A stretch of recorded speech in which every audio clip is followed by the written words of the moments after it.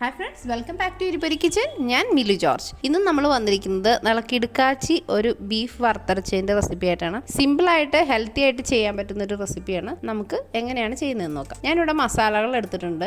മല്ലി ഒരു 2 കൈപ്പിടി എടുത്തിട്ടുണ്ട്. 1.5 ടേബിൾ സ്പൂണോളം പെരിഞ്ചീരകം, 1 ടീസ്പൂൺ കുരുമുളക്, ഇഞ്ചി ആവശ്യത്തിന്, ഒരു 10-12 വറ്റൽ മുളക്, പിന്നെ നമ്മുടെ ഗരം മസാല, ഓൾ ഗരം മസാല, 4-5 വെളുത്തുള്ളി, ഇത്രയും ചേർത്തിട്ടുണ്ട്. നമ്മൾ ആവശ്യത്തിനുള്ള തേങ്ങ ചേർത്തിട്ടുണ്ട്. ഒരു ചെറിയ തേങ്ങയാണ് നമ്മൾ ചേർത്തേക്കുന്നത്. ഇത് ഇതേപോലെ ഡ്രൈ ഫ്രൈ ആയിട്ട് എണ്ണ ഇല്ലാതെയാണ് ഞാനിത് വറുത്തെടുത്തേക്കുന്നത് കേട്ടോ. അപ്പോൾ ഈ ഒരു കളറിൽ ഇത് വറുത്തെടുക്കുക. ഇതാണ് ഇപ്പോഴത്തെ ഇതിൻ്റെ പരുവം. ഈ ഒരു കളർ ഉണ്ടെന്നുണ്ടെങ്കിൽ നമുക്ക് കറിക്കും നല്ലൊരു കളർ കിട്ടുള്ളൂ. അപ്പോൾ അതായത് പാകത്തിനായിട്ടുണ്ട്. ഞാൻ സ്റ്റവ് ഓഫ് ചെയ്യുകയാണ്. അതൊന്ന് തണുക്കാൻ വെച്ചതിന് ശേഷം മൺചട്ടിയിലേക്ക് കുറച്ച് വെളിച്ചെണ്ണ ഒഴിച്ചു കൊടുക്കുക. അതിലേക്ക് തേങ്ങാക്കോത്ത് ഇട്ട് കൊടുക്കുക. അത് 1 മിനിറ്റ് ഒന്ന് മൂപ്പിച്ച ശേഷം അതിലേക്ക് വെളുത്തുള്ളി, ഇഞ്ചി, പച്ചമുളക് ചതച്ച് ചേർക്കുക കേട്ടോ.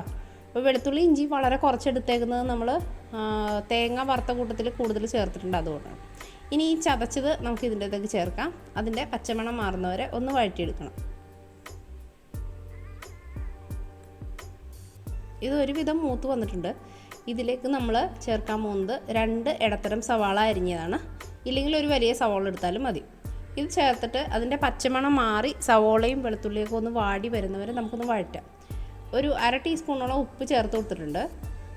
അതുകൂടി ചേർത്തിട്ട് ഒന്ന് ഇളക്കി വഴണ്ട് കഴിഞ്ഞപ്പോഴേക്കും അതിലേക്ക് 1 ടീസ്പൂൺ മുളക് പൊടി, 1/4 ടീസ്പൂൺ മഞ്ഞൾപ്പൊടി, ഒരു 1/4 ടീസ്പൂണോളം ഗരം മസാല ചേർത്തിട്ടുണ്ട്.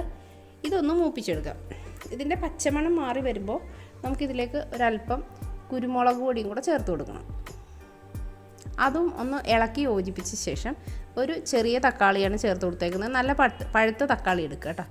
ഇനി അത് ഒന്ന് നന്നായിട്ട് ഇളക്കി ആ തക്കാളി അലിഞ്ഞ് ചേരുന്നവരെ നമുക്കതൊന്ന് വഴറ്റിയെടുക്കാം. ഇപ്പോൾ തക്കാളിയെല്ലാം ഏകദേശം ഇതിലേക്ക് അലിഞ്ഞ് ചേർന്നിട്ടുണ്ട്.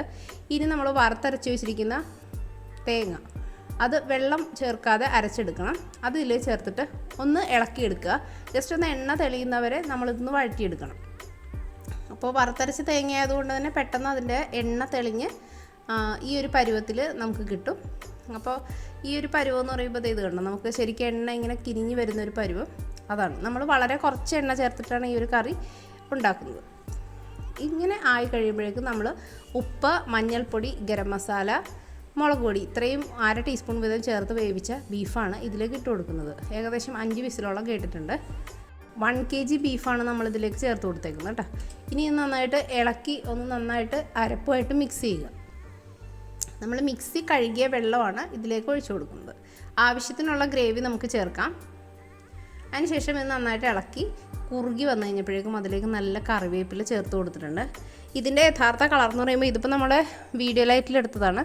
ഇതിൻ്റെ യഥാർത്ഥ കളറ് നമുക്ക് നാച്ചുറൽ ലൈറ്റിൽ കാണുമ്പോൾ ഉള്ള കളർ എന്ന് പറയുന്നത് ഞാൻ നിങ്ങളെ കാണിച്ചു തരാം.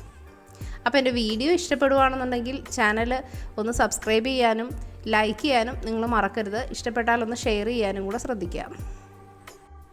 അപ്പോൾ ഇതിൻ്റെ ഒറിജിനൽ കളറ് നമ്മുടെ നാച്ചുറൽ ലൈറ്റിൽ കാണുന്ന കളറാണിത്. ഇതാണ് ശരിക്കുള്ള കളറ്. മറ്റേത് വീഡിയോ ലൈറ്റിൽ കാണുന്നതുകൊണ്ട് കുറച്ചും കൂടെ ഒരു റെഡിഷാണ് തോന്നുന്നത്.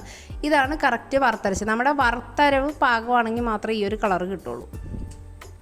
കണ്ടോ, നല്ല കുറുകിയ ചാറോടുകൂടിയ ബീഫ് കറിയാണിത്. നമ്മുടെ പുട്ടിൻ്റെ കൂടെ, നല്ല ചെമ്പാവരി ചോറിൻ്റെ കൂടെയൊക്കെ നല്ല കിടിലൻ കോമ്പിനേഷനാണ്. നമ്മൾ ഓൾ മസാലയും അതേപോലെ മല്ലിയും മുളകൊക്കെ മുഴുവനോടെ ചേർത്ത് അരച്ചെടുത്തത് കൊണ്ട് തന്നെ ഇതിൻ്റെ രുചി അപാരമാണ്. Thanks for watching. Bye by.